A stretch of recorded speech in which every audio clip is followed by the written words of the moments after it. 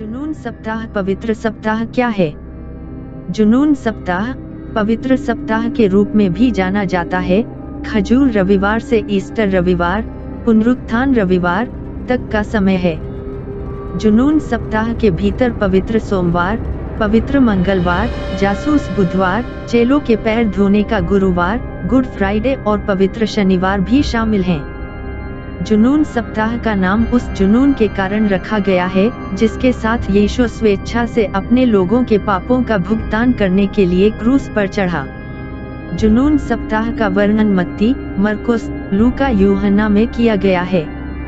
जुनून सप्ताह खजूर रविवार को जकर्याह 9:9 में भविष्यवाणी के अनुसार बछड़े की पीठ पर विजयी प्रवेश के साथ शुरू होता है। पैशन वीक में कई यादगार कार्यक्रम हुए। यीशु ने दूसरी बार मंदिर को शुद्ध किया, फिर फरीसियों से अपने अधिकार के बारे में विवाद किया।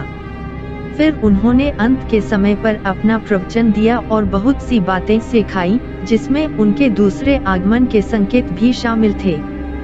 यीशु ने अपने शिष्यों के साथ ऊपरी कमरे में अपना अंतिम भोज खाया, फिर प्रार्थना करने के लिए गतसमनी के बगीचे में गया और अपने समय के आने की प्रतीक्षा की। यहीं पर यहूदा द्वारा धोखा दिए जाने के बाद यीशु को गिरफ्तार किया गया था और मुख्य याजकों, पुन्तियुस पिलातुस और हेरोदेस के सामने कई नकली मुकदमों में ले जाया गया था।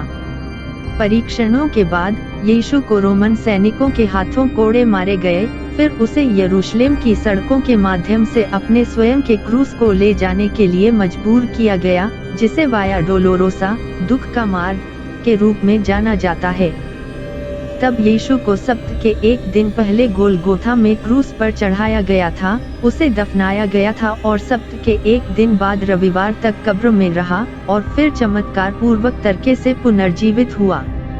इसे जुनून सप्ताह के रूप में उल्लिखित किया जाता है, क्योंकि उस समय में यीशु मसीह ने वास्तव में हमारे लिए दुखों में हमारे लिए अपने जुनून को प्रकट किया था, जो वह स्वेच्छा से हमारी ओर से सहा था। जुनून सप्ताह के दौरान हमारा नजरिया कैसा होना चाहिए? हमें यीशु की आराधना और उनके सुसमाचार की घोषणा में जुनूनी होना चाहिए।